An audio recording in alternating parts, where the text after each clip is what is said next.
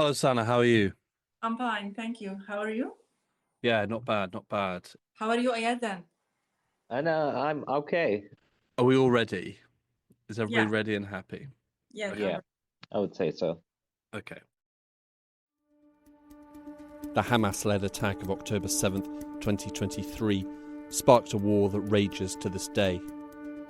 It has forced millions from their homes, injured hundreds of thousands, and killed tens of thousands. It has created millions of stories of loss, struggle, and survival against the odds. This is one of those stories. Sanaa Kamal is a freelance journalist from Gaza City. I have been working as a journalist for 19 years. I have produced hundreds of stories about the situation inside Gaza, in particular the humanitarian stories reflecting the life inside Gaza. Like so many people in Gaza, Sanaa's life has been changed beyond all recognition and sanity. My name is Hugo Goodridge. I'm a journalist and producer at the New Arab in London. And last year, Sanaa reached out to me and asked to share her story. Joining me for this was Yazin Al-Sadi. I am the international correspondent editor. I've been working with the New Arab for more than 3 years now, and I've been working in journalism less than Sanaa, actually. I've been working for about 15 years. This is Sanaa's Odyssey, Episode 2, A State of Emergency.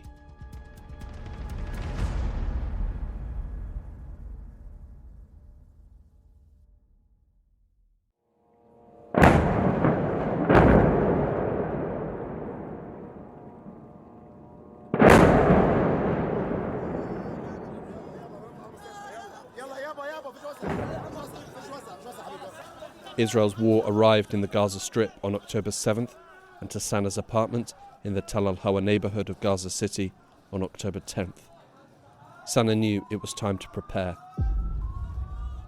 When the Israeli army announced its war on Gaza Strip inside my house, I announced emergency state inside my house.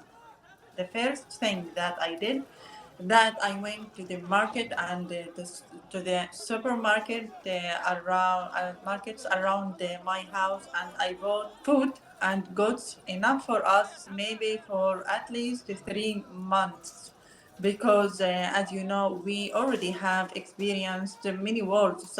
So when we heard that we will involved in another military tensions or wars between Israel and between the Palestinian armed, we directly rushed to the market and bought a lot of things, mainly food and water for ourselves inside our house. In the first days of the war on Gaza, Israeli bombardments forced Sanaa and her family to leave their home in the Tal al-Hawa neighbourhood of Gaza City. And all that food and water would be left behind when the order to evacuate was issued. They first relocated to a different apartment in Tal al-Hawa, belonging to one of her brothers. Further evacuation orders, just a couple of hours later, forced them to move again to the apartment of a different brother, and then more evacuation orders relocated them to the apartment of a third brother. Day after day, night after night, Israeli forces pounded the coastal enclave. It was a chaotic mess of explosions, fire, complete darkness, isolation, and death. But because we have already displaced our house and left it with nothing, with no water, no food, no clothes. Sanaa's home was gone, and Gaza City was quickly becoming a nightmare. It was time to get out. On October 11th, Sanaa and 25 members of her family, including her mother, sister, brothers, and their families, left Gaza City and moved approximately 10 miles south to the city of Dar al-Balah. Once I arrived in Deir al-Balah, I also rushed to the market and bought many things and basic things of food, water, and I remembered that I bought also a battery for charge and gas and solar power for ourselves, just because I felt that we will need them someday. I realized that the war will not end soon. So I have to have alternatives for myself as a person, for first of all, and as a journalist, because I have to prepare myself for long hours of working to cover the situation inside Gaza. I stayed in Deir al-Balah for around 2 months. Inside Deir al-Balah, actually, I stayed in two places. One of them in my uncle house that was already has been attacked by the Israeli army, where my mom was wounded inside his house. And I have stayed in a tent. It was beside my uncle house, so I was moving between his house and the tent. The war forced many families apart, but Sanaa was determined to keep hers together for as long as possible. Since the Israeli war started in Gaza, I have decided with my family that we shouldn't separate or live in separate places, because we believe that even we can live together or we can all live in the same Israeli attack. It's an almost unimaginable choice that her family were forced to face: live together or die together.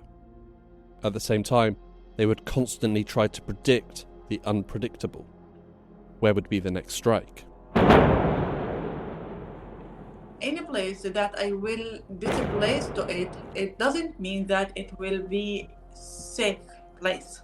But we try from time to time just to evacuate, not because that we would like to do that, but because the Israeli army forced us to do that, either because of its endless attacks that killed more and more of innocent people, or even because of that depression that you live under it and you cannot continue your life in this area because of this. In truth, it didn't really matter where Sanaa and her family moved to. Safe doesn't exist in Gaza. Every day, every hour, every minute, Sanaa rolled the dice. But every time when I moved from one place to another place, I was experienced to one or maybe to several Israeli massacres that killed dozens of people.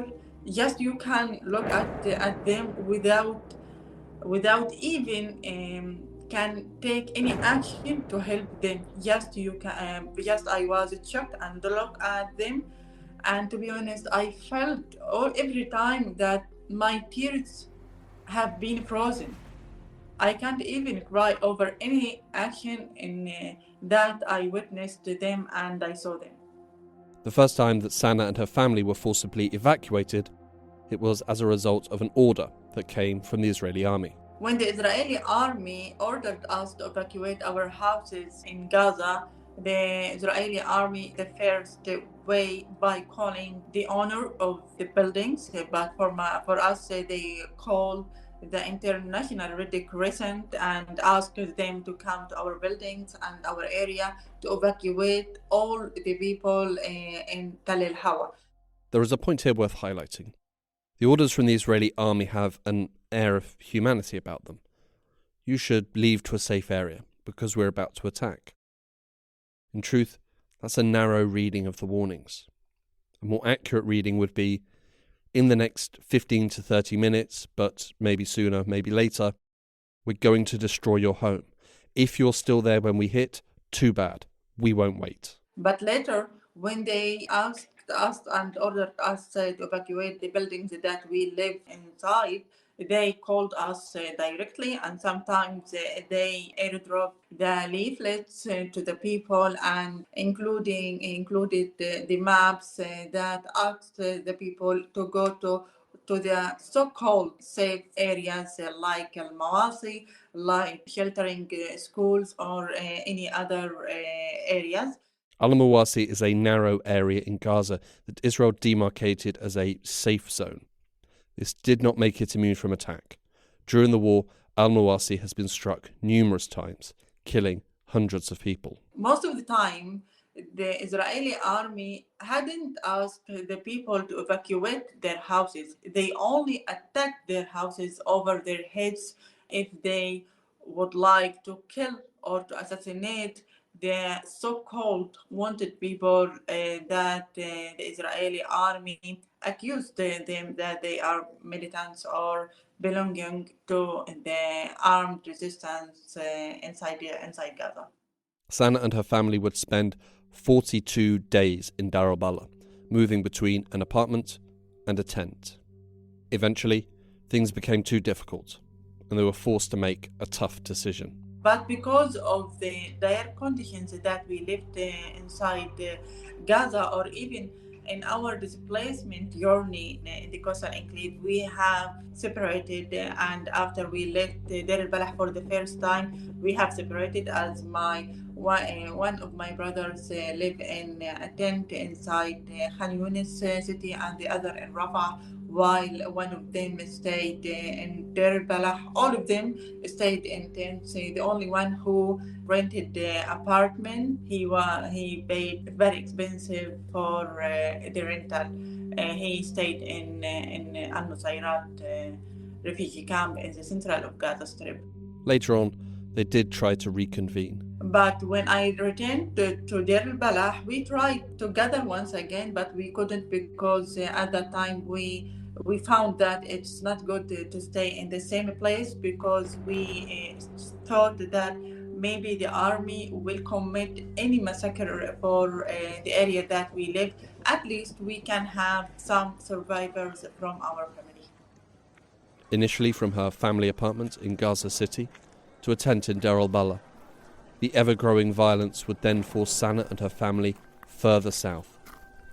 On November 21st, they moved to the southern city of Rafah, close to the border with Egypt. So as I left Deir al-Balah on 11th of November, and I stayed in Rafah there for 3 months. Because of the ongoing Israeli strikes around us, I was forced to displace from the house of my father's aunt in Rafah to the tents inside the Rafah city.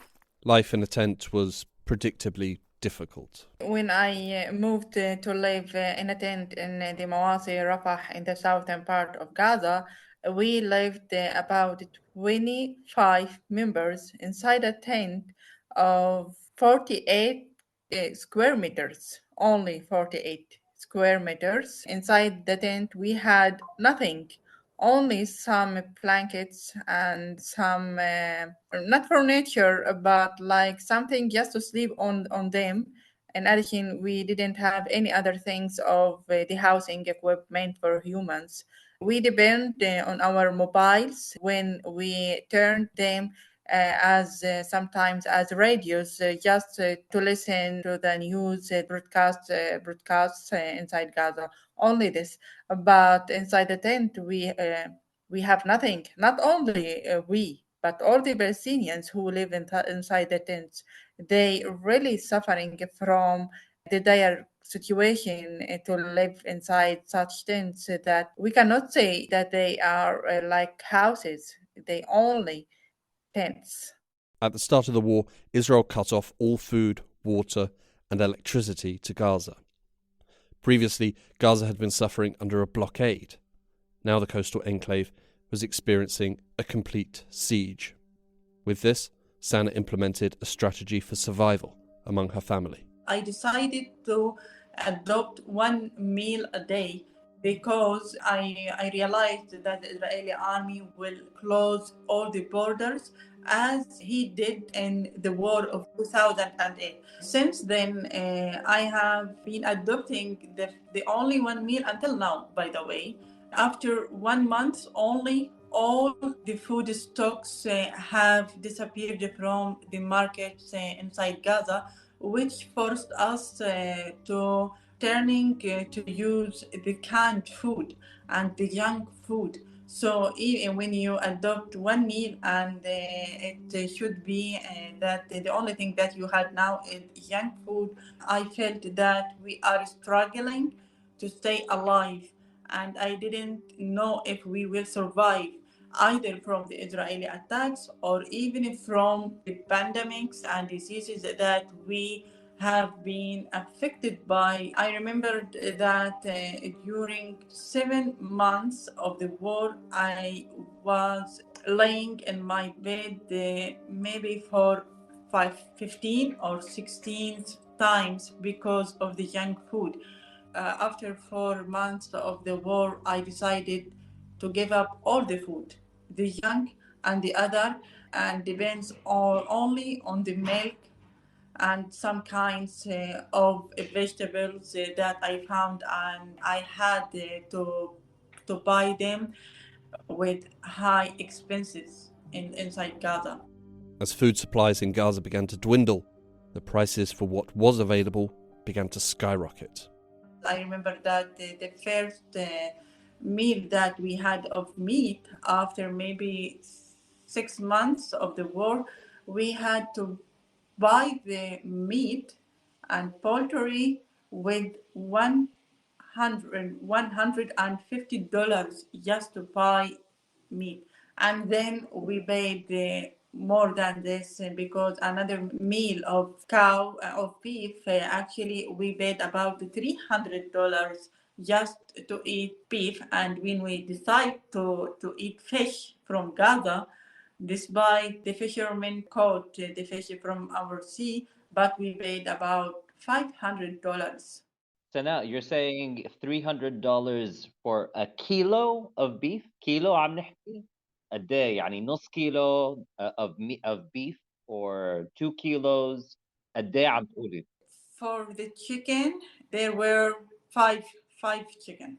For the beef, we bought 3 kilos.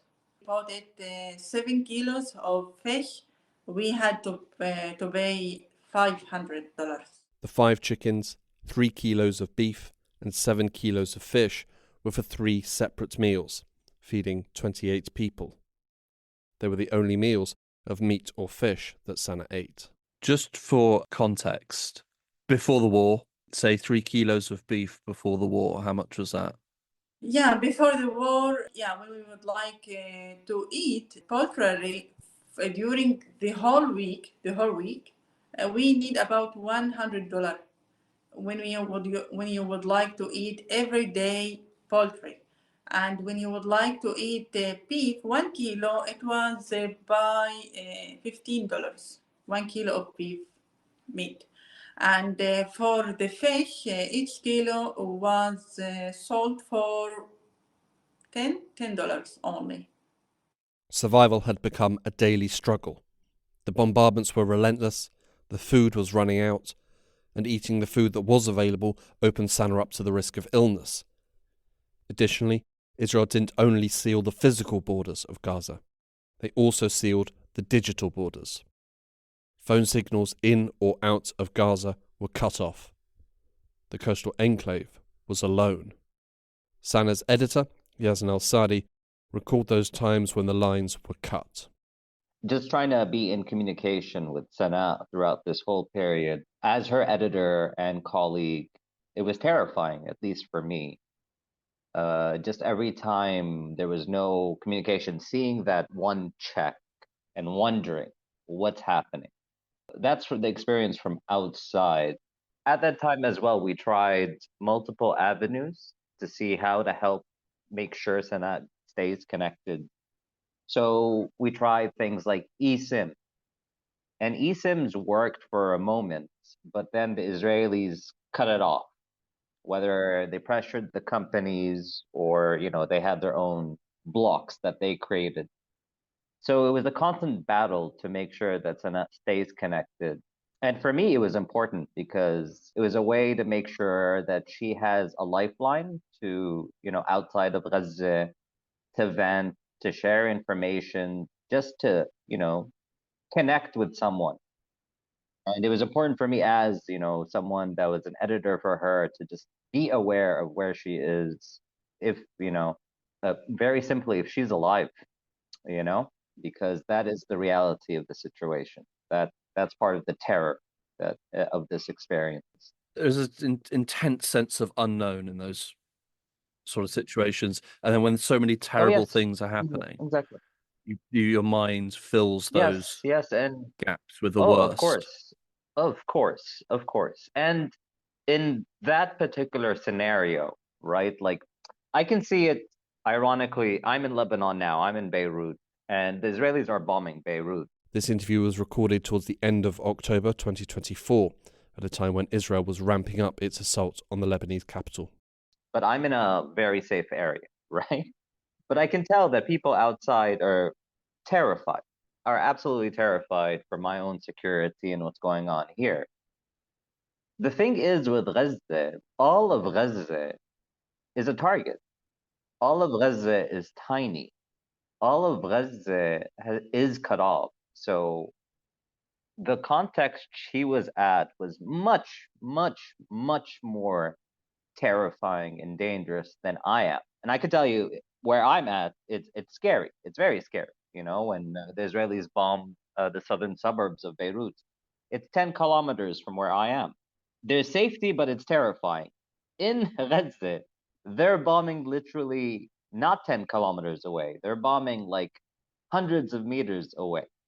So that is even more fraught with fears, I think, for Sanaa and for the people like myself that were trying to maintain communication with Sanaa throughout this whole time. This whole time. They pushed us to feel that we are inside a prison without having any access not only to the world around Gaza or but also inside Gaza because as you know the Israeli army separated the Gaza Strip and it divided it to areas, the southern part, the central parts, and even the northern part of Gaza. But when the Israeli army cut off all the communication inside Gaza, sometimes because all the time I try to hold my positive ideas, I try to invest in the time when the communication was cut off by talking with my family inside the shelter where we live inside it, and to try all the time to let them get rid of their pressure, psychological pressure, and to tell them that we will survive and this war will end as soon as possible, like that. But when I stayed alone inside the tent or even the room that I lived inside, really I felt that we left alone in this war, really. Sometimes I cried. Sometimes I felt very angry. Sometimes I wished to die and to see an end to this genocidal war. I had mixed feelings from time to time because all the time I feel that I have two faces, not one face. The first face that the strong woman or the strong daughter, the strong sister that must help her family. On the other hand, I have another, I can say, the weakness phase for the woman and for the Palestinian woman who really don't know what she should do to survive or even to help her family. There was no way to outrun the violence that unfolded across Gaza. There was nowhere to run that would be safe from it. It struck from nowhere and everywhere without warning. It moved from north to south and then back again multiple times a day, moving in the blink of an eye. It pounded down from the sky without distinction. An office, a business, a factory, a university, a school, a hospital, a home. It was unrelenting and unstoppable. Sanaa didn't get far in the war before the violence caught up with her. I have lost more than 150 members of my family.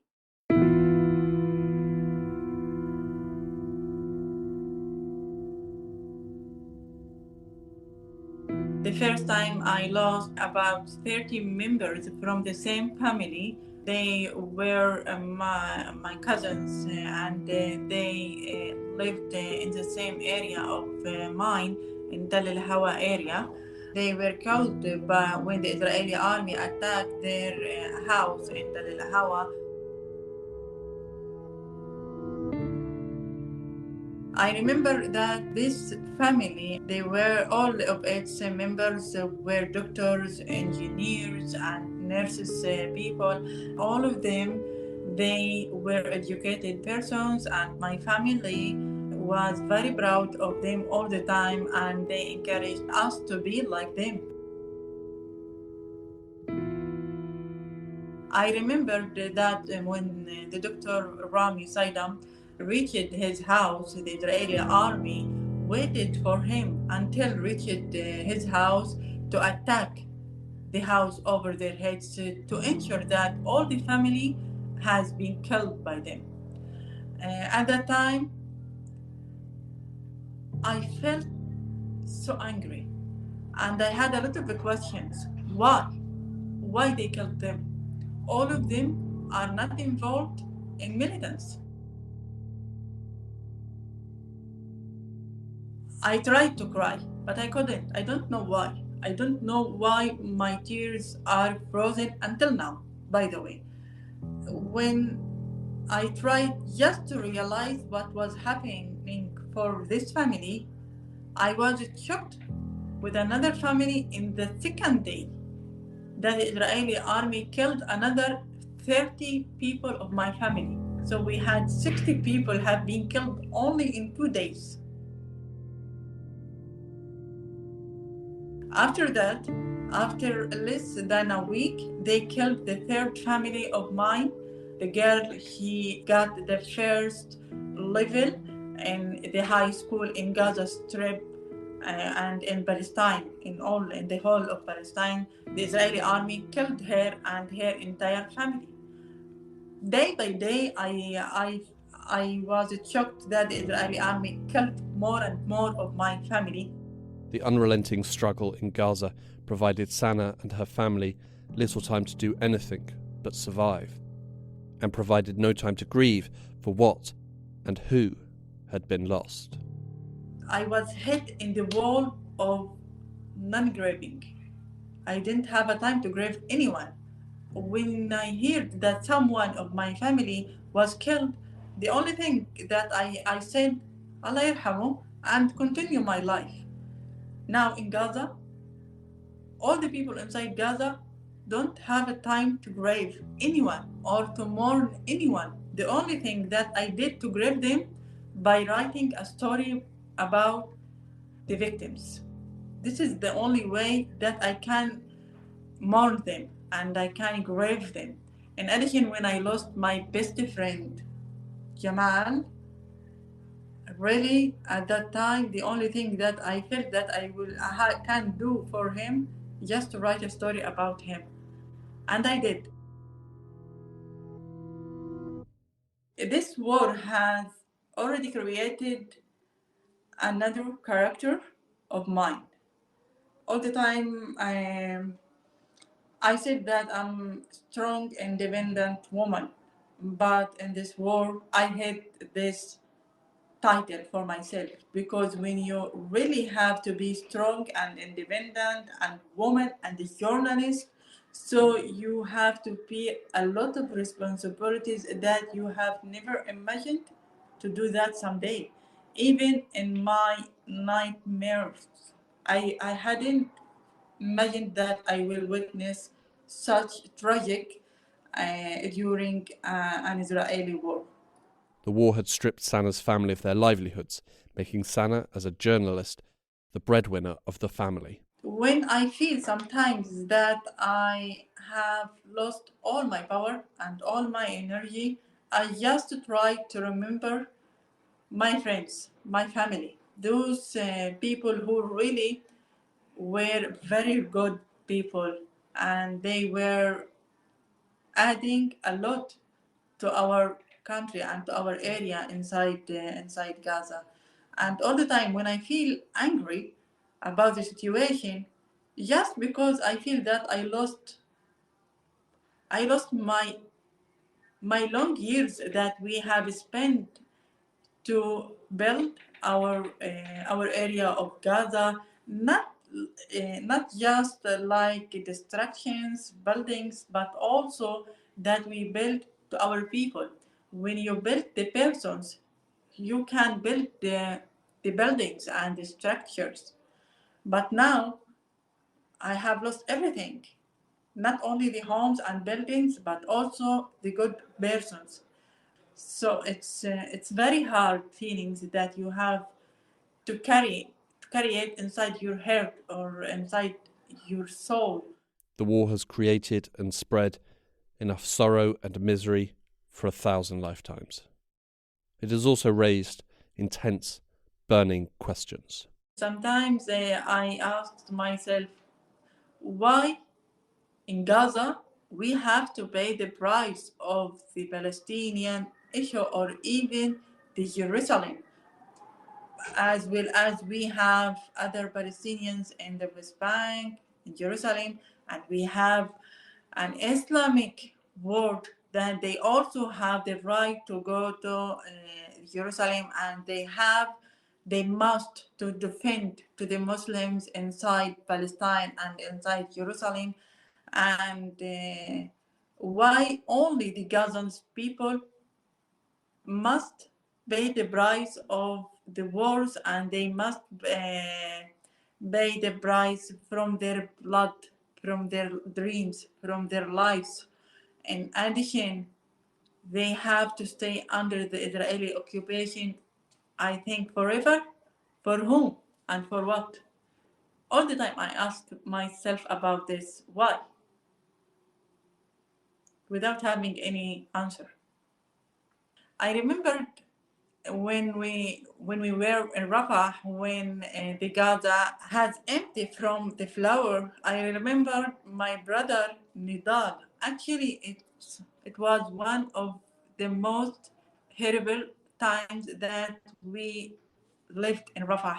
When I saw my brother, because of the children, he went to the houses around us and asked them to give him some flour that will allow their mothers to prepare some bread for them. Really, at that time, I remember that I cried a lot, because I felt that even when I have a lot of money, but I don't have flour to buy it. Yeah, at that time I hate everything. I hate Israel. I hate the Arab people. I hate the Islamic world. I hate the human rights organizations, and I hate everyone who really cannot just pressure Israel to stop its war against the innocent people. At that time, and I remember that I wished if the Israeli army attack us and kill all of us without letting any one of us as a survivor, just all of us, to move to another world, not to stay in this life and in this tough life without knowing what's your fate at least. Do you still feel that way? What? Do you still feel that way? Sometimes, yes, unfortunately.